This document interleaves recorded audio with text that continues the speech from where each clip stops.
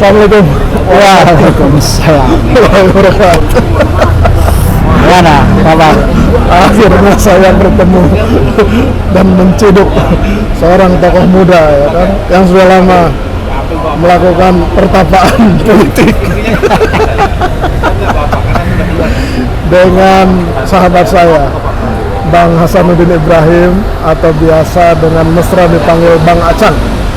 Ya, Jadi kawan baik yang belum mengetahui siapa Bang Acang ini tokoh muda dari Indonesia Timur, tepatnya Sulawesi Selatan, dan pernah memimpin sebuah organ mahasiswa besar di Republik ini. Jadi beliau ini ketua umum pengurus besar Himpunan Mahasiswa Islam periode 2007 2003-2005. Kabarnya HMI itu sudah hari ke-16, kongresnya belum selesai. hari ini. Maksud sih 16, Sudah 16 hari. makin panjang makin hebat katanya. Tapi itulah anak-anak HMI sekarang. Saya kira zamannya mereka lah. Bang Acang selama ini kemana aja Bang? Ya, ada di sekitar sini aja. Ada di Di Jakarta, Jabodetabek, muter-muter Depok. Tapi kan terus mengikuti sebagai mantan ketua umum PBHMI, pasti mengikuti dinamika politik sekarang kan? Ya, alhamdulillah. Gimana menurut Bang Acang tuh dinamika politik sekarang itu? Politik dalam arti luas, Nah, saya kira memang kita itu sebenarnya sedang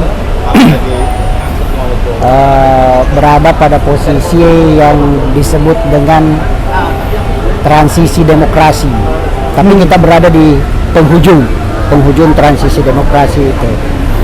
Karena sebuah transisi itu biasanya atau lazimnya itu dia akan menemukan stabilitasnya itu pada pemilu ke-7. Nah, kita sekarang itu pasca reformasi, kita sekarang ini pemilu ke-5. dari 99, 2004, kemudian 2009, 2014, 2019. Nah, jadi sekarang kita yang ke-5.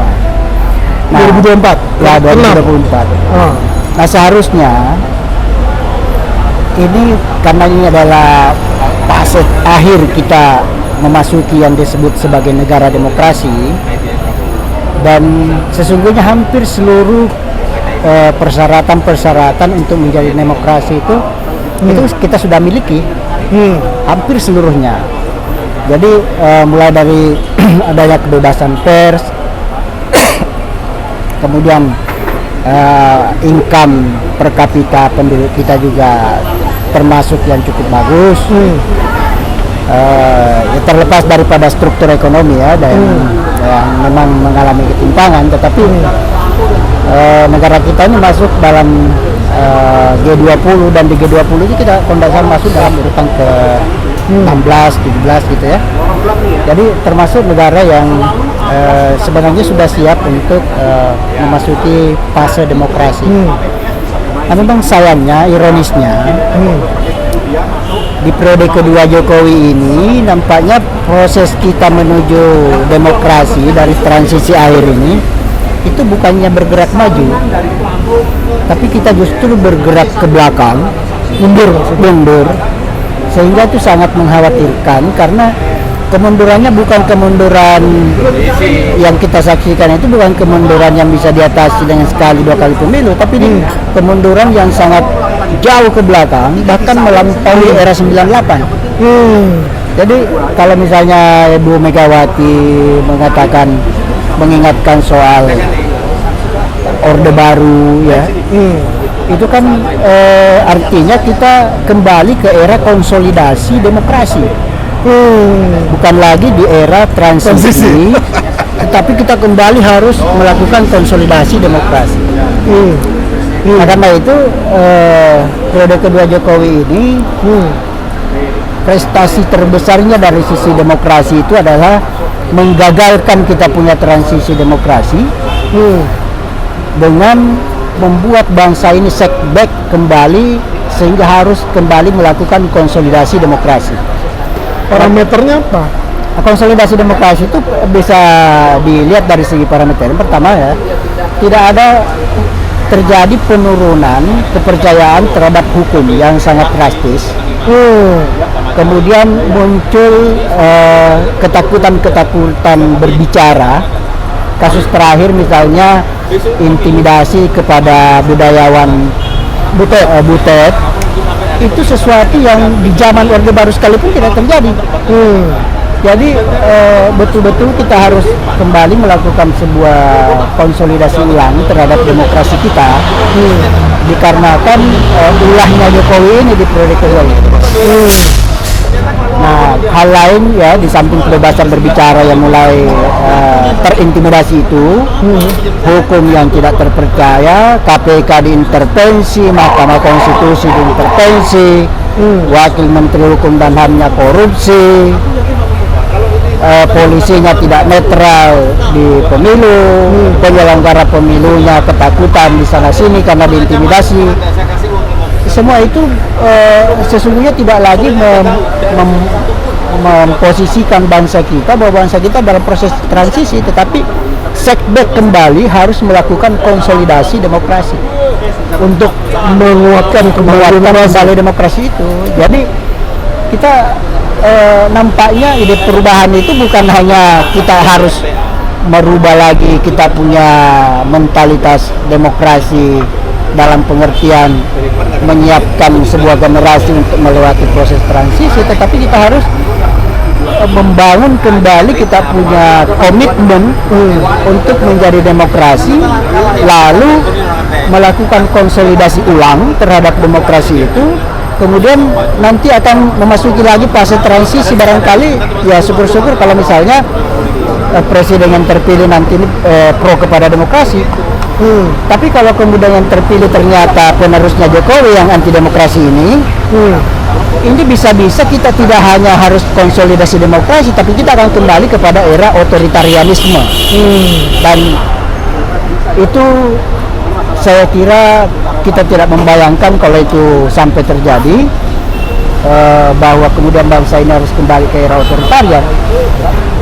Sehingga menurut saya penting untuk mengirim pesan kepada kita semua bangsa Indonesia agar benar-benar menentukan pilihannya secara tepat pada pemilihan presiden dan pemilihan legislatif pada 2024 ini, karena inilah momentum yang menentukan apakah kita bisa kembali mengkonsolidasikan demokrasi kita yang telah diacak-acak oleh rezim Jokowi di periode kedua ini, ataukah kita justru akan terjerumus masuk kepada era otoritarianisme kembali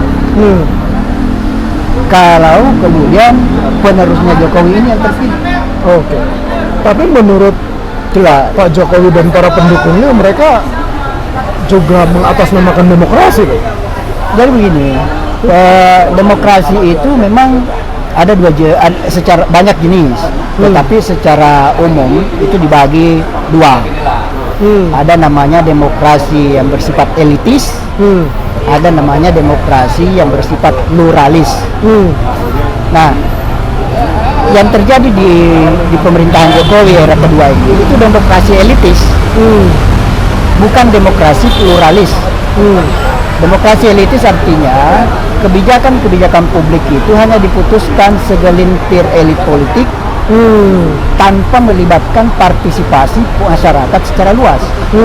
Nah, kita bisa melihat contohnya undang-undang Omnibus Law atau Ciptaker. Itu hanya dibuat oleh segelintir oligarki, disusun oleh segelintir oligarki, lalu diselundupkan ke DPR. Masyarakat sipil kesulitan bahkan untuk membaca draftnya pun kesulitan. Lalu kemudian DPR dengan santainya mengetuknya lalu mengatakan yang tidak puas ke Mahkamah Konstitusi saja. Itu ciri atau pertunjukan demokrasi berciri elitis.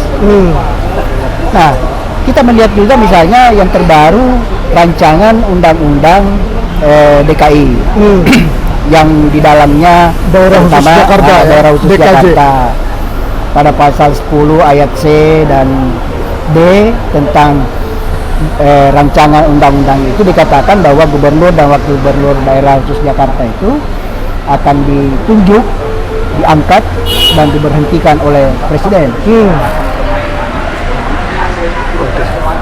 Nah, itu juga bentuk-bentuk dari demokrasi elitis. Dan kalau demokrasi elitis terkonsolidasi, itu bukannya akan menghasilkan kemudian pemerataan, keadilan di dalam masyarakat, tetapi justru akan menciptakan otoritarianisme, menciptakan ketimpangan sosial yang semakin mendalam, dan akan semakin menjauhkan masyarakat dari yang namanya rasa keadilan. Oke, gini Bang Acang, ini kan karena Bang Acang pertama kali menjadi narsum utama di perusahaan channel dan harapan saya berseri nanti. Ya. Ada dua pertanyaan terakhir untuk Bang Acang. Nah, Dengan semua argumentasi tadi ya kan, dalam kaitan pilpres ya, untuk memperjuangkan agar demokrasi sehat dari tiga pasangan ini, yang memberikan harapan demokrasi akan kembali sehat itu paslon nomor berapa? jadi begini, demokrasi itu bukan sekedar sebuah teori politik atau teori pemerintahan. Demokrasi itu hanya bisa dijalankan kalau pemimpin di sebuah negara itu memang memiliki jiwa demokratis. Jadi demokrasi oke, itu instrumen untuk mencapai kemakmuran, tetapi itu juga sekaligus harus dijiwai oleh para pemimpin di negara itu. Orang-orang yang bisa menjalankan demokrasi itu orang-orang yang memang memiliki pemahaman dan jiwa demokratis.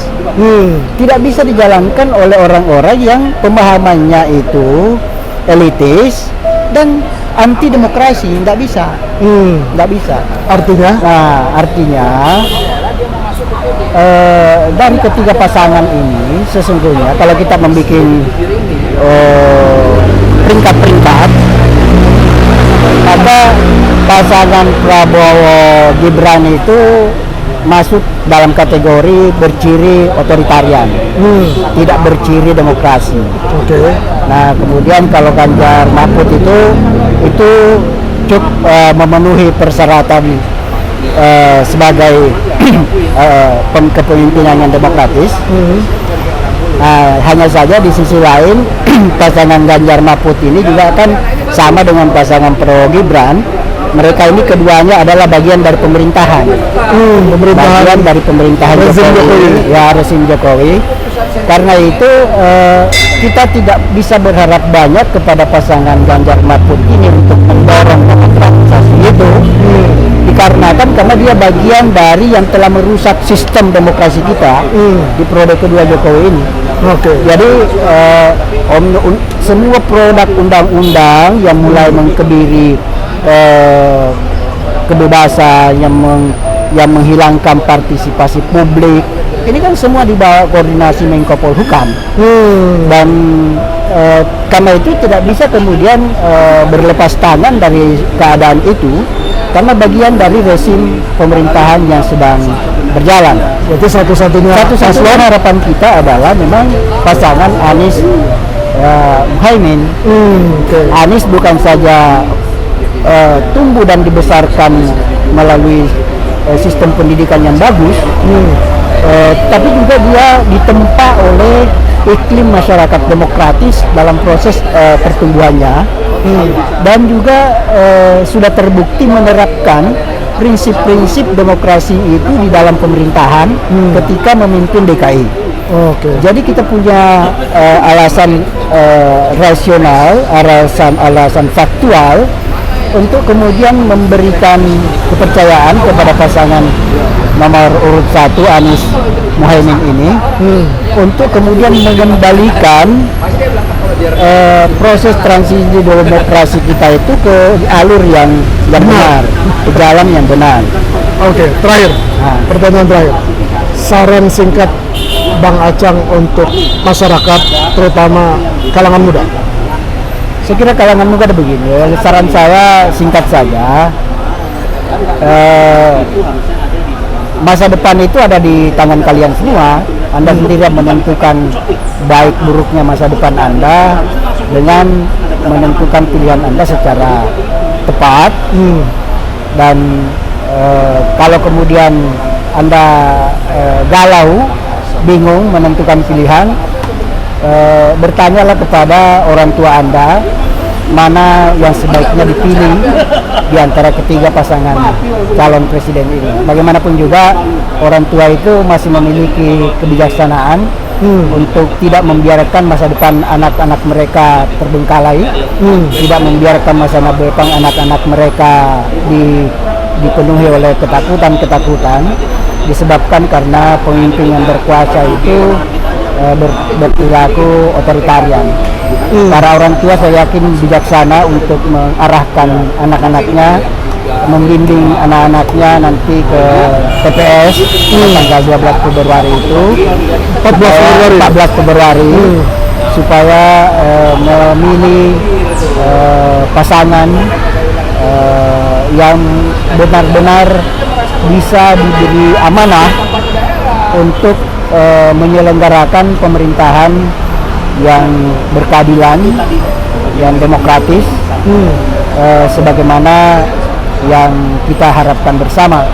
Kita harus melakukan perubahan, bukan hanya dalam arti perubahan sistem politik ketatanegaraan, tapi yang terpenting sesungguhnya adalah bagaimana kita mengubah watak dan pola pikir kita, mentalitas kita, perilaku kita di dalam mengisi ruang-ruang, mengisi kehidupan kita untuk mengambil peran serta dan tanggung jawab di dalam memajukan bangsa dan negara kita.